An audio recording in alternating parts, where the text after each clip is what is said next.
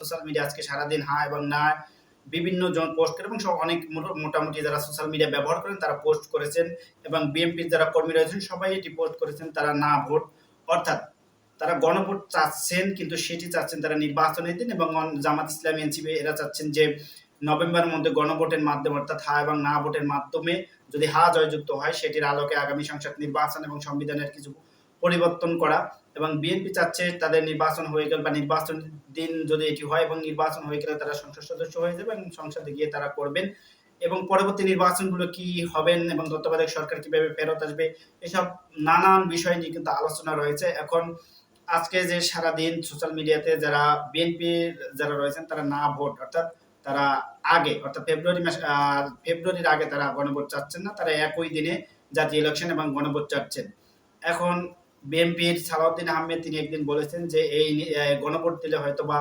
High জয়যুক্ত হবেন, তারা হয়তো সে কারণে নির্বাচনের দিনই চাচ্ছেন এবং সেটির আলোকে তারা অনড় রয়েছেন। তারা বিভিন্ন জায়গায় তাদের যে অভিযোগ প্রধান উপদেষ্টার কার্যালয়ের বা প্রধান উপদেষ্টাকে তারা অভিযোগ করবেন। তো এখন বিষয় হলো যে যদি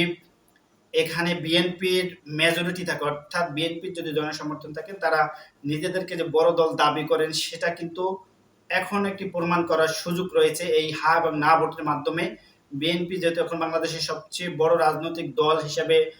সবাই জানে এবং বিএনপির সামনে ক্ষমতায় আসবে এটিও অনেকে বলে থাকেন এবং বিএনপির সেই শক্তিমাত্রা পরীক্ষা দেওয়ার জন্য কিন্তু গণভোট যদি হয় তাহলে হয়তো বা সেখানে কি তাদের যে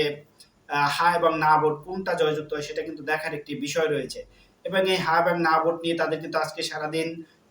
তারা সংবাদ সম্মেলন করেছেন এবং অনেকেই তাদের সিনিয়র নেতৃবৃন্দ কথা বলেছেন যে তারা কোনোভাবেই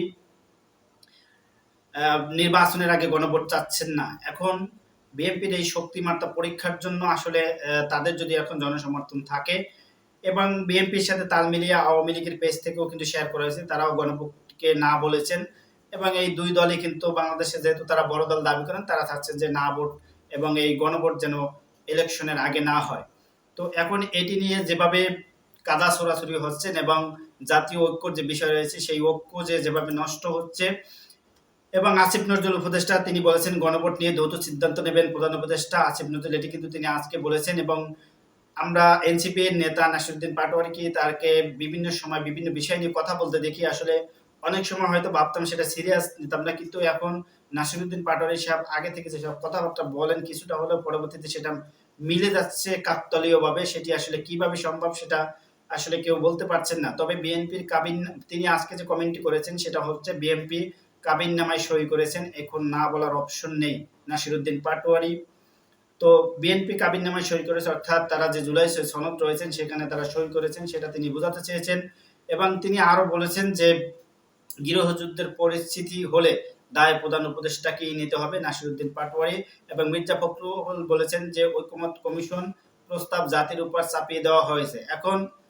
মির্জা ফখরুল ইসলাম আলমগীর যেটা বলতে চেয়েছেন যে জাতির উপর চাপিয়ে দেওয়া হয়েছে, এখন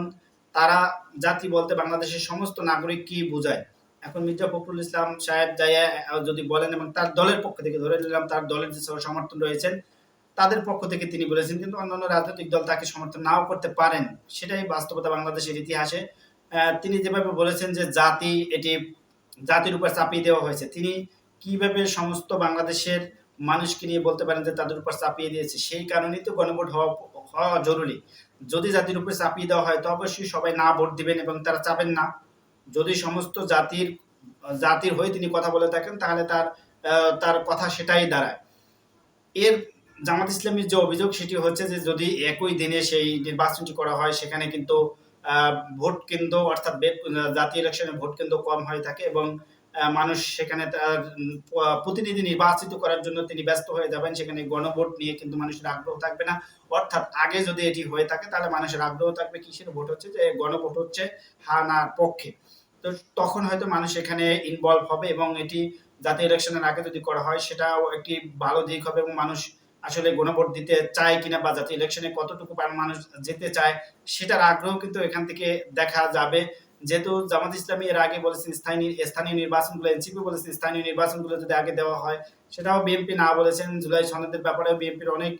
নোট অফ ডিসেন্ট ছিল, অনেক ক্ষেত্রে তারা ঐক্যমত হয়নি এবং অনেকটা ঐক্যমত হয়েছেন। এখন আবার সেটি যখন প্রধান উপদেষ্টা ফাইনাল বা ঐক্যমত কমিশন যখন ফাইনাল রিপোর্ট প্রদান করলো, সেখানে সেটা নিয়ে তাদের প্রচুর অভিযোগ রয়েছেন যে তারা যেসব নোট অফ ডিসেন্ট সেটিও তারা রাখেনি এবং এটা জনগণের উপর চাপিয়ে দেওয়া হয়েছে এবং জনগণ সেটা কতটুকু মানবে। এখন জনগণ বলতে বাংলাদেশের সকল জনগণকে বোঝায়, কিন্তু তারা বুঝতেছে তাদের যে দলীয় জনগণ তাদেরকে। এখন যদি যদিও তাদের বাংলাদেশে এখন যদি সেরকম দল শক্তিশালী হয়ে থাকে, অর্থাৎ বাংলাদেশে তাদের যদি বেশি কর্মী সমর্থক থেকে থাকে, তাদের যদি সমর্থক বেশি থেকে থাকে, তো অবশ্যই তারা না ভোট দিবেন এবং তারা এই জাতীয় ইলেকশনের আগে অবশ্যই গণভোট চাবেন না, তাহলে তারাই জয়যুক্ত হবেন, এটি কিন্তু বোঝায়। কিন্তু বিএনপি কেন জানি প্রত্যেকটি বিষয়ে মানে বিষয় সেখানে তারা তারা এটি বিরোধী দ্বারা, অর্থাৎ তারা এটি বিরোধিতা করেন। এই কারণে কিন্তু এনসিপি এবং অন্যান্য যারা রাজনৈতিক দলের অনেকেই জোট করতে তাদের সাথে চাচ্ছেন না, কারণ তারা জুলাই গণঅভ্যুত্থান একটি মেসাকার এবং এই জুলাই অভ্যুত্থানে অনেক মানুষের আত্মত্যাগের মাধ্যমে যে বাংলাদেশের বিনির্মাণের একটি সুযোগ রয়েছে, সেখান থেকে বিএনপি কেন যেন বারবার তাদের সেই পুরনো রাজনীতিতে ফেরত যেতে চায়। অর্থাৎ আওয়ামী লীগের স্টাইলে যে বাংলাদেশের রাজনীতি চলেছেন, অর্থাৎ 91 সালে তারা ক্ষমতায় এসেছেন, 2001 সালে ক্ষমতায় এসেছিলেন, তাদের সেই পুরনো যে বন্দোবস্ত সেই ধারায় ফেরত যেতে চায়, এটা মানুষ বিশ্বাস করে। এবং 91 সালে অর্থাৎ 90 যে গণঅভ্যুত্থানের পরে বাংলাদেশে যে রাজনীতি, অর্থাৎ তাদের যে প্রতিশ্রুতি ছিল এবং তাদের যে সংস্কারের বিষয়ে যে প্রতিশ্রুতি ছিল, সেটা তারা রাখেনি। এখন মানুষ সেই কারণেই হয়তো বা সেই সময় যদি 91 গণঅভ্যুত্থানের সময় যদি তারা সেটি সবকিছু সংস্কার করতেন এবং সেগুলো যদি বাস্তবায়ন করতেন, আজকে হয়তো বা তাদেরকে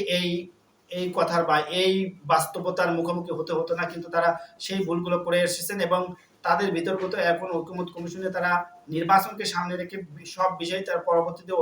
ঐক্যমত হয় এবং কিছু বিষয় নোট অফ ডিসেন্ট দেয়। কিন্তু বিএনপি যদি সরকার গঠন করে, অবশ্যই তারা এই জুলাই সনদ কি বা জুলাই যে একটি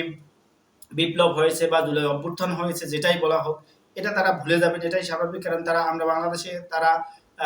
দেখেছি তাদের প্রায় 400 বা 450 তারা দাবি করেন তাদের শহীদ হয়েছেন, কিন্তু তাদের পরিবারের কতটুকু খোঁজখবর নিয়েছেন, আহতদের কতটুকু নিয়েছেন। এবং অন্যান্য দলের এখানে জুলাই শহীদ বলতে শুধু দলীয় না, এবং জামাত ইসলামও কিন্তু সেটি করেছেন এবং তারা একটি তালিকা প্রকাশ করেছেন, সেটি সমস্ত দলের। কিন্তু বিএনপি এখান থেকে 470 বা 400-র উপরে যে দাবি করছেন, তাদেরকে কতটুকু তারা দিতে পেরেছেন বা তাদের প্রতিশ্রুতি কতটুকু পালন করতে পারছেন, তাদের পরিবারগুলো মানবতার জীবনযাপন করছেন কিনা, এইসব বিষয়ে কিন্তু প্রশ্ন আসে এবং সরকার সেখানেও ব্যর্থ হয়েছেন। সরকার এখানেও বেশি একটি তাদের যে কর্ম পরিকল্পনা সেটি দেখাতে পারেনি এবং সরকারের যে কর্ম পরিকল্পনা হওয়ার কথা ছিল জুলাই সনদের বাস্তবায়নের ক্ষেত্রে, সেটিও বিলম্বিত হয়। এবং এখন যেটি দেখা গিয়েছে, যদি বিএনপি এবং জামাত মুখোমুখি অবস্থানে নেয়, সেখানে কিন্তু বাংলাদেশে আরেকটি রাজনৈতিক অভ্যুত্থান হওয়ার সম্ভাবনা রয়েছে। এবং এনসিপি বা অন্যান্য ছোট রাজনৈতিক দলগুলো এখন এই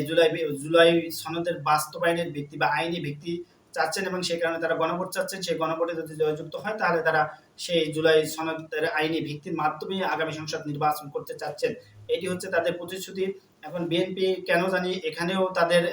তারা প্রত্যেকটি বিষয়ে কেন যেন পিছপা দেয় এবং তারা বড় রাজনৈতিক দল নিজেকে দাবি করলেও তারা যদি গণভোট করে, তাদের কর্মী সমর্থক বেশি থাকলে তারা জয়যুক্ত হবে। এটি হচ্ছে আমার ওপিনিয়ন। এবং বিএনপি কেন জানি তাদের ভিতরে একটি ভয় কাজ করছে এবং সারা বাংলাদেশে আমরা দেখতে পাচ্ছি যে তারা জামাত ইসলামীর বিপক্ষে, অর্থাৎ ইসলামী দলগুলোর উপরে যেভাবে তারা কথাবার্তা বলছেন আক্রমণাত্মক, এতে করে তাদের আসলে মানে ভোটের মাঠে তাদের যে অবস্থান, সেটা আরো নড়বড় হয়ে যাচ্ছে। বাংলাদেশের রাজনৈতিক দলগুলো, অর্থাৎ পলিটিক্যাল দলগুলো, তাদের যে রাজনৈতিক স্টান, তাদের দলীয় ইস্তেহার, তাদের দলীয় যে কর্মকাণ্ড কর্মসূচি, সেগুলো পালন করবেন। কিন্তু অন্য দলের বা অন্য যে কোনো দলের সমালোচনা করে, অন্য দলের গিবাত করে আসলে রাজনীতির কতটুকু ফায়দা লোটা যায়, এটি ছিল অতীতে যখন সোশ্যাল মিডিয়ার যুগ ছিল না। এখন গ্রামগঞ্জেও কিন্তু ওয়াইফাইয়ের মাধ্যমে অথবা সিমের মাধ্যমে হোক, তারা ইন্টারনেটের মাধ্যমে হোক বা ডিশের মাধ্যমে হোক, তারা কিন্তু খবর দেখেন এবং এগুলো মানুষ জানতে পারেন। আগে হয়তো মানুষ গিয়ে একটি মিথ্যা বক্তব্য ধরে সেটা গ্রামের মানুষ বিশ্বাস করতে, এখন কিন্তু তাদের চেক করার বা বিভিন্ন সোর্স থেকে তাদের খবর সংগ্রহ করার সেটি ক্রস চেক দেওয়ার মতো তাদের সেই অ্যাবিলিটি আছে এবং তারা সেটি জানতে পারেন, পরবর্তীতে সেটি জানেন। তো এটি করে আসলে ঘুজামিল দিয়ে বাংলাদেশে আর সেই রাজনীতি মনে হয় ইতি টানতে হবে। বিএনপি যেভাবে ঘোষামিল দিতে চাচ্ছেন, সেটা আর বাংলাদেশে সম্ভব হবে না। কারণ বারবার যদি এভাবে ঘোষামিল দিয়ে রাজনীতিটা আবার সেই পুরনো রাজনীতিতে ফেরত যাওয়া হয়, তাহলে কিন্তু বাংলাদেশে আবার সেই অভ্যুত্থানের মাধ্যমে কিন্তু সেই সরকারকে হটানো হবে এবং এভাবেই মানুষ কিন্তু রাস্তায় নামবে এবং মানুষ রক্ত দেবে। এটা 54 বছরে কতবার হবে এবং সামনে আরো কতবার হবে, সেটা কিন্তু এখনই যদি এভাবে একটি কঠোর পদক্ষেপ না নেওয়া যায়, তাহলে ভবিষ্যতে আরো বাংলাদেশে রক্তক্ষয়ী যুদ্ধ বা রক্তক্ষয়ী যে রাজনৈতিক কর্মসূচি সেটা মানুষ দেখতে পারবে। এটা থেকে বিরত থাকার জন্য একটি সহনশীল বা একটি শান্তিময় দেশ গড়ার জন্য এবং বাংলাদেশের আইন শৃঙ্খলা স্থিতিশীল ফিরিয়ে আনার জন্য এখন বাংলাদেশে যেটি প্রয়োজন সেটি হচ্ছে শান্তিপূর্ণভাবে বা এই জুলাই অভ্যুত্থানের মাধ্যমে তাদের ভিতরে যে একটু ঐক্য হয়েছে সেটা নির্বাচনের মাধ্যমে থাকে এবং পরবর্তী সরকার যারাই গঠন করবে তার ভিতরেও যেন জুলাই ঐক্য অর্থাৎ ফ্যাসিবাদ বিরোধী ঐক্যটা যেন অটুট থাকে, এটা যেন কোনোভাবেই না ভাঙা হয়। নির্বাচনকে বিভিন্নভাবে ম্যানিপুলেট করা হবে এবং আওয়ামী লীগ হয়তোবা বিএনপিকে বিভিন্নভাবে বিভিন্ন নেতাদের তাদেরকে হয়তোবা প্রলোভন দেখাতে পারে বা অন্যান্য দলকেও দেখাতে পারে। তারা যদি সেখানে আবার পা দিয়ে ভুল করে ফেলে তাহলে বাংলাদেশে আবার একটি রাজনৈতিক সংকট তৈরি হবে। সেটা থেকে এখনই বেরিয়ে আসতে হবে এবং এই সংকট যেন বাংলাদেশে আর না হয় সেটার জন্য সাধারণ জনগণ এবং সাধারণ মানুষের মতামত নিয়ে যে ধরনের সরকার গঠন করা উচিত, যে ধরনের যেভাবে সরকার চালানো উচিত, যেভাবে করা উচিত সেটা করা প্রয়োজন, এটি আমরা বিশ্বাস করি এবং এটি করা উচিত। বাংলাদেশে এখন রাজনীতিতে যে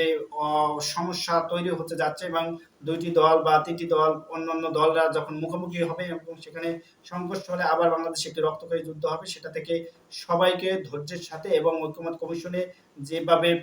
আলোচনার মাধ্যমে সকল সমস্যার সমাধান করা হয়েছে সেটা যেন বাংলাদেশে আবারও করা হয় এবং এই জুলাই গণভোটের বিষয়টি যেহেতু সামনে এসেছে এবং নভেম্বর মাসে এটি করা প্রয়োজন এবং এটি করে জুলাই সনদের আইনি ভিত্তির মাধ্যমে বাংলাদেশে যে যদি শান্তি প্রতিষ্ঠা হয় অবশ্যই সেটি করা উচিত। এটাও বিএনপিকে একমত হয়ে তাদের সাথে করা উচিত। আর যদি এটাতে শান্তি না হয় বা এটাতে যদি কোনো সমস্যা থাকে সেটা থেকে বিরত বা জনগণের ওপেনিং নিয়ে তাদের যে কর্মী সমর্থক রয়েছে বা অন্যান্য যারা রয়েছেন তাদের সাথে কথাবার্তা বলে এবং হ্যাঁ এবং না ভোটের মাধ্যমে সেই সিদ্ধান্তটাকে নিয়ে তারপর তারা নির্বাচন করা